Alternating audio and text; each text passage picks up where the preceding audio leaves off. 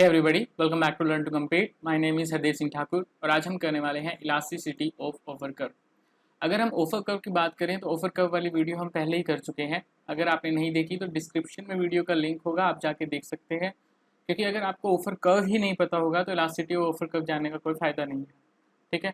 और दूसरी बात इसमें जानने वाली ये है कि हम इस वीडियो में बात करेंगे इलास्टिसिटी ऑफ ऑफर कर्व की। इसे जरूर याद रखिएगा, हम ना ही यहाँ पर इलास्टिसिटी ऑफ इम्पोर्ट की बात कर रहे हैं और ना ही हम यहाँ पे इलास्टिसिटी ऑफ एक्सपोर्ट की बात कर रहे हैं, वो अलग कंसेप्ट है। ओके, यहाँ पे हम बात करेंगे इलास्टिसिटी ऑफ ऑफर कर्व की। तो शुरू करते हैं। देखिए, सबसे पहले हमें पता है कि ऑफर कर्व कैसे होती है। एक तरफ अगर हमने यहाँ पे एक्स एक्सिस पे एक्सपोर्ट लिया हो किसी कंट्री का, यहाँ पे हमने जैसे ए कंट्री ली है जो कि एक्सपोर्ट करती है क्लोथ, ओके, और वाई एक्सिस पे हमने लिया है इम्पोर्ट जो कि ए कंट्री के लिए इम्पोर्ट है और बी कंट्री के लिए एक्सपोर्ट है। ठीक है। तो अगर हम ए कंट्री की बात करें, हमने एक्स एक्सिस पे लिया है एक्सपोर्ट और वाई एक्सिस पे लिया है इम्पोर्ट, यानी कि एक्स एक्सिस पे हमने लिया है इंडिपेंडेंट वेरिएबल और वाई एक्सिस पे हमने लिया है डिपेंडेंट वेरिएबल। ठीक है। और इसकी ऑफर कर्व आती है इस शेप की, जिसकी बात हमने लास्ट वीडियो में कर ली थी।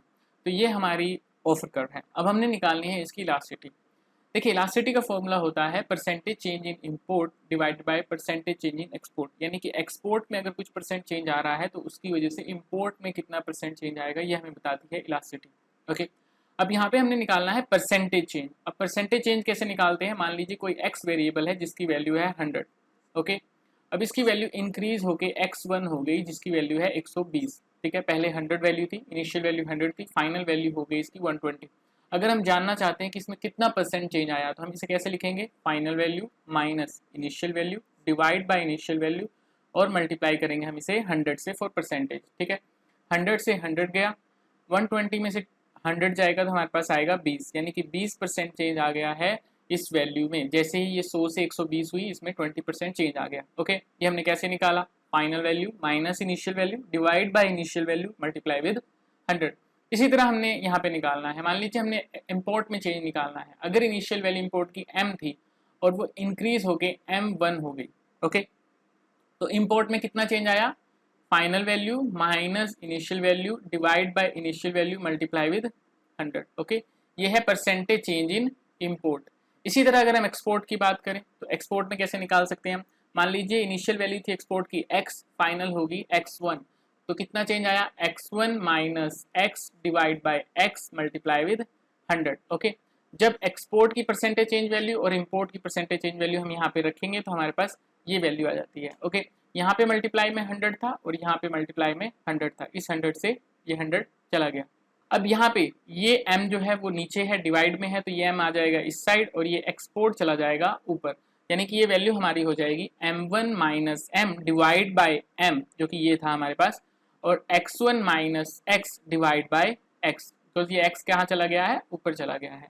ओके, m1 माइनस m यानी इसे हम क्या कह सकते हैं? Change in m। जैसे यहाँ पे था ना 120 माइनस 100 यानी चेंज इन x में चेंज कितना था? 20। ओके, तो इसी तरह हम यहाँ पे इसे कह सकते हैं m1 माइनस m यानी change in m divide by x1 minus x यानी कि चेंज इन x, यानी कि change in import divide by change in export multiply में एक्सपोर्ट की इनिशियल वैल्यू यानी टोटल वैल्यू ऑफ x की पहले क्या थी। ठीक है, और m की इनिशियल वैल्यू यानी टोटल वैल्यू इंपोर्ट की पहले क्या थी। अब m1 माइनस m यानी चेंज इन m को हम कैसे लिख सकते हैं? डेल m लिख सकते हैं। इसी तरह x1 माइनस x यानी चेंज इन एक्सपोर्ट को हम कैसे लिख सकते हैं? डेल x लिख सकते हैं, मल्टीप्लाई में एक्सपोर्ट अपॉन में इंपोर्ट। तो ये होता है इलास्टिसिटी का formula, change in import divide by change in export multiply में एक्सपोर्ट की initial value divide by import की इनिशियल वैल्यू। अब हमें ये फॉर्मूला पता लग गया है। ठीक है, अब मान लीजिए कोई एक पॉइंट है, ये हमारा पी पॉइंट है, इस पॉइंट पे हम निकालना चाहते हैं इलास्टिसिटी। ठीक है, अब इलास्टिसिटी का फॉर्मूला होता है चेंज इन इंपोर्ट अपॉन में change in export. Change in import, import क्या है? ये वाला वाई एक्सिस पर जो हमने लिया है, यानी कि जो हमारा डिपेंडेंट वेरिएबल है। ठीक है, और एक्स एक्सिस पे लिया है हमने इंडिपेंडेंट वेरिएबल, है ना, बिकॉज जितना ज़्यादा हम एक्सपोर्ट करेंगे उतना ही ज़्यादा हम इंपोर्ट को अफोर्ड कर सकते हैं। तो ये हमारा इंडिपेंडेंट वेरिएबल हो गया, ये हमारा डिपेंडेंट वेरिएबल हो गया। तो change in dependent variable multiply with change in independent variable, ये क्या हो जाएगा? स्लोप हो जाएगा। यानी इस पॉइंट पे जो स्लोप होगा वो है डेल एम अपॉन में डेल एक्स। और अगर इस पॉइंट पे हमने कर्व के इस पॉइंट पे स्लोप निकालना हो तो हम क्या करेंगे? एक टेंजेंट ड्रॉ करेंगे। जो इस टेंजेंट का स्लोप होगा, टेंजेंट कौन होता है? जो उस पॉइंट पे टच करके जा रहा हो। तो अब इस टेंजेंट का जो स्लोप होगा वही इस पॉइंट P पॉइंट पे स्लोप की वैल्यू होगी, यानी कि डेल एम अपॉन में डेल एक्स की वैल्यू होगी। और हमें पता है इस लाइन का स्लोप कैसे आएगा, वाई एक्सिस में कितना चेंज आया, यानी कि P X divide by M X. Okay, तो हम कह सकते हैं डेल एम अपॉन में डेल एक्स की वैल्यू क्या हो जाएगी, पी एक्स अपॉन में एम एक्स। और यहाँ पे टोटल एक्सपोर्ट कितना है, यानी कि इनिशियल एक्सपोर्ट कितना है, ओ एक्स। पी पॉइंट पे टोटल एक्सपोर्ट कितना है, ओ एक्स। तो ये आ गया हमारे पास ओ एक्स, और एम कितना आ जाएगा हमारे पास, यानी कि टोटल इंपोर्ट कितना है, ओ वाई। और हम ओ वाई को क्या लिख सकते हैं, पी एक्स लिख सकते हैं, क्योंकि ओ वाई और पी एक्स एक दूसरे के इक्वल हैं। तो एक्स अपॉन में एम क्या आ गया, ओ एक्स अपॉन में पी एक्स। ठीक है, एक्स अपॉन में एम की वैल्यू आ गई ये, और डेल एम अपॉन में डेल एक्स की वैल्यू आ गई ये। तो इसे हम अगर यहाँ पे पुट करें तो हमारे पास क्या आ जाएगा, डेल एम अपॉन में डेल एक्स की वैल्यू, यानी कि पी एक्स अपॉन में एम एक्स मल्टीप्लाई में एक्सपोर्ट अपॉन में इंपोर्ट की वैल्यू ओ एक्स अपॉन में पी एक्स। अगर हम इस पी एक्स से ये पी एक्स काट दें तो हमारे पास बच जाता है ओ एक्स अपॉन में एम एक्स। तो अब हम कह सकते हैं किसी पी पॉइंट पे अगर आपने इलास्टिसिटी ऑफर कर्व निकालनी है तो वो कैसे निकलेगी, टोटल एक्सपोर्ट उस टाइम कितना आ रहा है उस पी पॉइंट से, जब हम एक्सपोर्ट पे एक लाइन ड्रॉ करेंगे तो उस टाइम टोटल एक्सपोर्ट कितना आया, डिवाइड बाय जब हम टेंजेंट डालेंगे उस पी पॉइंट पे तो उस टेंजेंट से लेके एक्सपोर्ट की वैल्यू कितनी है, यानी कि एम एक्स कितना है। तो यहाँ पे कितना आ जाएगा, ओ एक्स अपॉन में एम एक्स बताएगा हमें इलास्टिसिटी। ठीक है, अगर इसकी जगह हमें क्यू पॉइंट पे निकालना होता इलास्टिसिटी को, ठीक है, तब कैसे निकलती, मैंने आपको बताया क्या निकला था, यहाँ पे हमने एक टेंजेंट ड्रॉ किया था, वैसे ही यहाँ पे हम एक टेंजेंट ड्रॉ करेंगे। ठीक है, तो ओ एक्स कितना था हमारा, यहाँ पे कितना हो जाएगा टोटल एक्सपोर्ट, ओ एक्स वन। तो ये कितना हो गया, ओ एक्स वन। और एम एक्स क्या था यहाँ पे ये, यानी कि जो टेंजेंट ड्रॉ किया है हमने, कहाँ पे आई इसकी वैल्यू, M1 पे, वहां से लेके एक्सपोर्ट की वैल्यू, तो ये क्या हो गई M1x1। अब आप देख सकते हैं पहले OX जो था अब उससे बढ़ के OX1 हो गया है, यानी कि न्यूमरेटर में जो वैल्यू है वो इंक्रीज हो गई है। और डिनोमिनेटर की अगर हम बात करें, डिनोमिनेटर पहले कितना था, MX था, यानी कि इतना था। ओके, जो बढ़ के हो गया है M1x1, यानी कि इतना, यानी कि आप देख सकते हैं पहले डिनोमिनेटर की वैल्यू ज्यादा थी, अब क्या हो गई है, कम हो गई है। तो हम कह सकते हैं डिनोमिनेटर क्या हो गया है, कम हो गया है। न्यूमरेटर की वैल्यू बढ़ गई, डिनोमिनेटर की वैल्यू कम हो गई। फॉर एग्जांपल अगर पहले यहाँ पे न्यूमरेटर था 4 और डिनोमिनेटर था 2, तो इलास्टिसिटी की वैल्यू थी हमारी 2। अब यहाँ पे न्यूमरेटर की वैल्यू बढ़ गई है, यानी कि न्यूमरेटर 4 से बढ़ के यहाँ पे मान लेते हैं 8 हो गया है, और डिनोमिनेटर की वैल्यू कम हो गई है, पहले डिनोमिनेटर 2 था, अब मान लेते हैं हम 1 हो गया है, तो इलास्टिसिटी यहाँ पे क्या आ जाएगी, 8 आ जाएगी। तो हम कह सकते हैं जैसे ही हम P से Q पॉइंट की तरफ गए हमारी इलास्टिसिटी क्या हो गई, इंक्रीज हो गई। ओके, तो आई होप आप लोगों को समझ में आ गया होगा ये इलास्टिसिटी कैसे निकली है। तो अब यहाँ पे हम क्या कंक्लूजन निकाल सकते हैं कि जैसे ही हम इस P पॉइंट से राइटवर्ड जाएंगे हमारी elasticity of offer curve increase हो जाएगी, और जैसे ही हम इस P पॉइंट के लेफ्टवर्ड जाएंगे तो हमारी elasticity of offer curve decrease हो जाएगी। आप हमेशा याद रखिएगा, जैसे ही आप ऑफर कर्व के राइट साइड चलते जाएंगे इलास्टिसिटी इंक्रीज होती चलेगी, जैसे ही आप ऑफर कर्व के नीचे की तरफ आते चलेंगे इलास्टिसिटी डिक्रीज होती चलेगी।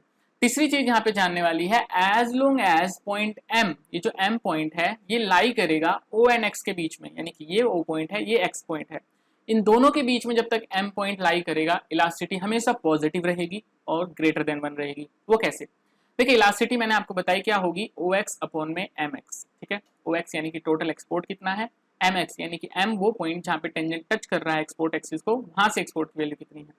जब तक ये M O1X के बीच में है तो हमें पता है OX से कम वैल्यू ही रहने वाली है MX की, यानी कि न्यूमरेटर हमेशा ज्यादा रहेगा डिनोमिनेटर से। ठीक है, अगर डिनोमिनेटर 2 है तो न्यूमरेटर 4 या 3 जो भी है इससे ज्यादा ही होगा, तो ये हमेशा वैल्यू क्या आएगी, 1 से ज्यादा ही आएगी।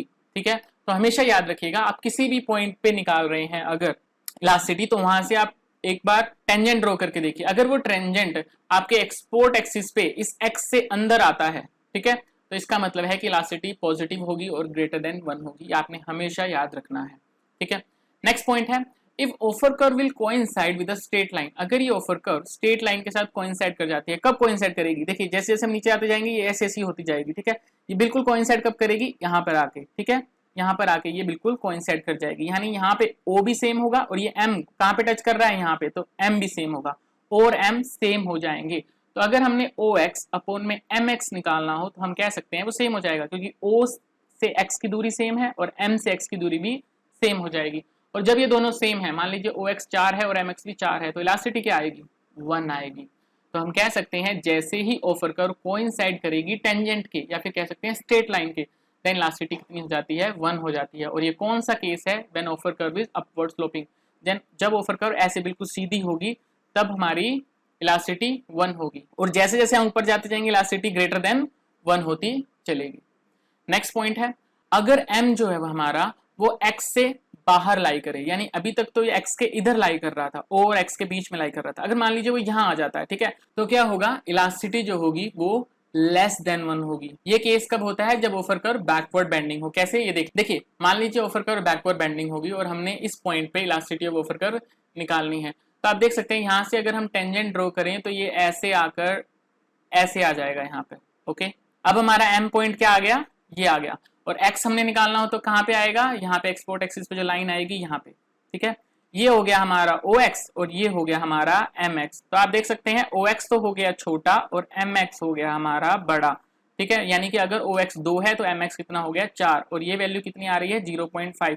तो हम कह सकते हैं लेस देन 1 हो जाती है वैल्यू इलास्टिसिटी की अगर ये M X के बाहर लाई करना शुरू कर दे, ठीक है। जब तक ये O और X के बीच में लाई कर रहा था इलास्टिसिटी ग्रेटर देन 1 थी, ठीक है, पॉजिटिव थी इसका मतलब है, और जैसे ये बाहर लाई करना शुरू करेगा इलास्टिसिटी 1 से कम हो जाएगी, यानी लेस देन 1 हो जाएगी, ये आपने याद रखना है।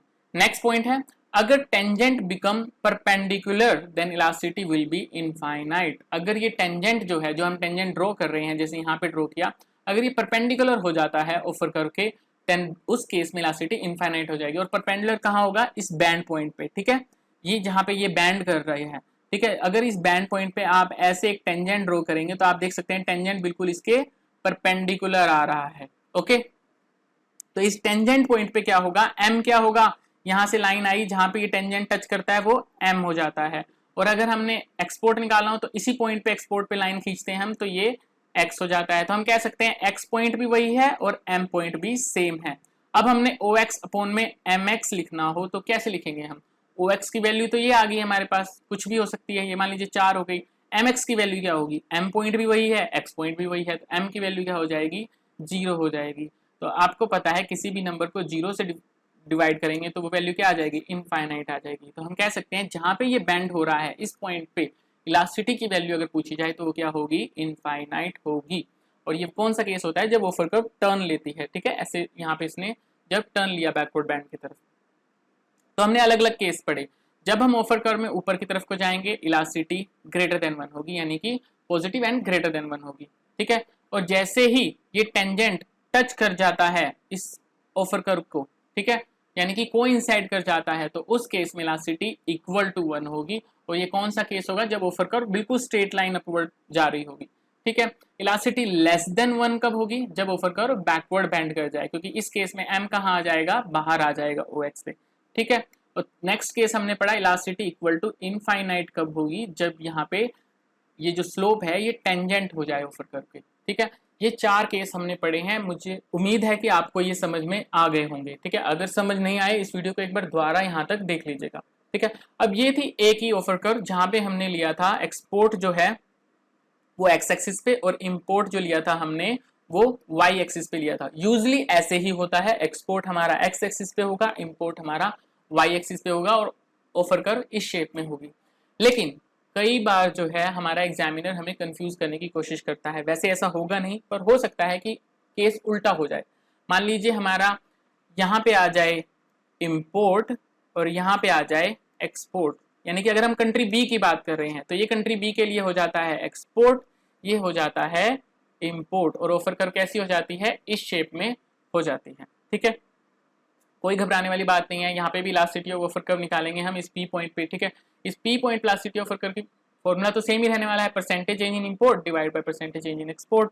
ओके, अब जैसे वहां पे टेंजेंट ड्रॉ किया था यहाँ पे भी हम टेंजेंट ड्रॉ करेंगे, ठीक है। और वहां पे वैल्यू क्या आई थी, टोटल वैल्यू, यानी कि यहाँ पे क्या हो जाएगा OY डिवाइड बाय इस m से लेके y की वैल्यू कितनी है, यानी कि my, बस इतना सा डिफरेंस आएगा। ओके, तो यानी कि यहाँ पे इलास्टिसिटी ऑफ ऑफर कर्व क्या होगी, जैसे ही आपने टेंजेंट ड्रॉ किया उस टेंजेंट की वैल्यू क्या रखी, m रखी, ठीक है।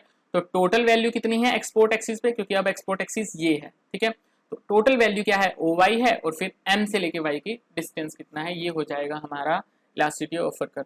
अब यहाँ पे भी अगर इधर राइट साइड में हमने किसी पॉइंट पे इलास्टिसिटी निकालनी हो, यानी क्यू पॉइंट पे इलास्टिसिटी निकालनी हो, तो क्या होगा, हम फिर टेंजेंट ड्रॉ करेंगे। ये हमने टेंजेंट ड्रॉ करा। अब इस टेंजेंट से एक्स एक्सिस की वैल्यू कितनी आ गई, y1, यानी कि ओ y1 ये हमारा क्या हो गया, इंक्रीज हो गया। देख सकते हैं आप, पहले ओ वाई था, अब ओ y1 हो गया, यानी कि इंक्रीज हो गया। अब अगर हम m की बात करें, m यानी कि इसने टच कहाँ पे किया, टेंजेंट ने यहाँ पे टच किया, ठीक है। तो यहाँ से एक्सपोर्ट की वैल्यू कितनी है, m1 y1। आप देख सकते हैं ये वैल्यू कम हो गई, पहले कितनी थी, my थी, अब क्या होगी, m1 y1, यानी कि इतनी सी होगी, पहले इतनी थी, ठीक है, यानी कि डिक्रीज हो गई। तो हम कह सकते हैं न्यूमिनेटर इंक्रीज हो गया, डिनोमिनेटर डिक्रीज हो गया, तो ये वैल्यू क्या हो जाएगी, इंक्रीज हो जाएगी। तो पहले की तरह ही केस है, जैसे जैसे आप ऊपर की तरफ जाएंगे इस ऑफर कर्व में भी इलास्टिसिटी इंक्रीज होती चलेगी। उधर भी क्या था, इलास्टिसिटी ऐसे ऑफर कर्व थी, इलास्टिसिटी ऊपर की तरफ को जाते हुए इंक्रीज होती चल रही थी। यहाँ पे भी क्या है, ऊपर की तरफ जाएंगे आप, इलास्टिसिटी इंक्रीज होती चलेगी, नीचे की तरफ जाएंगे इलास्टिसिटी डिक्रीज होती चलेगी। ओके, तो हम ये पॉइंट भी नोट कर लेते हैं, जैसे जैसे हम राइट ऑफ पॉइंट पी पे जाएंगे इलास्टिसिटी ऑफर कर्व इंक्रीज होती चलेगी, यानी कि इस तरफ को इलास्टिसिटी ऑफर कर्व इंक्रीज होती चलेगी। जैसे जैसे हम लेफ्टवर्ड जाएंगे इलास्टिसिटी ऑफर कर्व डिक्रीज होती चलेगी। और यहाँ पे भी सेम केस है, जब तक ये एम पॉइंट और वाई के बीच में एग्जिट कर रहा है इलास्टिसिटी पॉजिटिव और ग्रेटर देन 1 होगी। ये आप देख सकते हैं, यहाँ पे हमने लिखा हुआ है, जैसे जैसे पॉइंट एम और वाई के बीच में लाई करेगा इलास्टिसिटी पॉजिटिव होगी एंड ग्रेटर देन 1 होगी। अगर ये बाहर की तरफ चला गया तो मैंने आपको कहा था इलास्टिसिटी लेस देन 1 हो जाएगी। और इक्वल टू 1 कब होती है, जब ये टेंजेंट जो है वो मर्ज कर जाए इस लाइन के। और ये मर्ज कब करेगा, जैसे जैसे नीचे की तरफ आते जाएंगे ऐसे होता चलेगा और एक टाइम पे ये ऐसे मर्ज कर जाएगा। यहाँ पे इलास्टिसिटी क्या हो जाती है, इक्वल टू 1 हो जाती है। तो हम कह सकते हैं अगर ऑफर कर्व कोई साइड कर जाए स्ट्रेट लाइन के या फिर कह सकते हैं टेंजेंट के, तो इलास्टिसिटी इक्वल टू 1 हो जाएगी। और ये कौन सा केस होता है, जब ऑफर कर्व अपवर्ड स्लोपिंग होती है। ओके, नेक्स्ट केस मैंने आपको बता दिया, अगर पॉइंट एम आउटसाइड लाई कर जाए पॉइंट वाई के, यानी इधर कहीं पे आ जाए, तो क्या होगी, इलास्टिसिटी लेस देन 1 हो जाती है। और वो कौन सा केस होता है, जब ऑफर कर्व बैकवर्ड बेंड करे, यानी कि ऐसे, ठीक है। तो अगर हमें इस पॉइंट पे निकालनी है इलास्टिसिटी, तो लेस देन 1 होगी, क्योंकि यहाँ पे एम पॉइंट कहाँ आ जाएगा, आप देख सकते हैं यहाँ पे आ जाएगा। ओके, और वाई पॉइंट हमने निकालना हो तो वो कहाँ आ जाएगा, यहाँ पे आ जाएगा। अब आप देख सकते हैं ओ वाई जो है वो इतना सा है, जबकि एम वाई कितना है, ज्यादा है। तो डिनोमिनेटर की वैल्यू ज्यादा है, न्यूमरेटर की वैल्यू कम है, यानी कि डिनोमिनेटर अगर 4 है, न्यूमरेटर 2 है, तो इलास्टिसिटी क्या आ गई, 0.5, यानी कि इलास्टिसिटी हमारी कम हो जाए 1 से। नेक्स्ट पॉइंट जैसे हमने उसमें किया था, अगर tangent become perpendicular then elasticity will be infinite. और ये टेंजेंट परपेंडिकुलर कब होगा, इस पॉइंट पे, यानी कि ऐसे आप टेंजेंट खींचेंगे तो ये परपेंडिकुलर हो जाएगा। ओके, और इस पॉइंट पे क्या होता है, इलास्टिसिटी इनफाइनाइट होती है। ये मैंने आपको एक्सप्लेन कर दिया था। तो ये दोनों केस हमने पढ़े, इलास्टिसिटी की वैल्यू कैलकुलेट कैसे करते हैं, इलास्टिसिटी की वैल्यू डिफरेंट केसेस में कैसे वेरी करती है। आई होप आप लोगों को समझ में आ गया होगा। फिर भी अगर कोई कंफ्यूजन है, please let us know in the comment section given below. चलते हैं नेक्स्ट वीडियो में, तब तक बी सेफ, कीप लर्निंग। जय हिंद, धन्यवाद।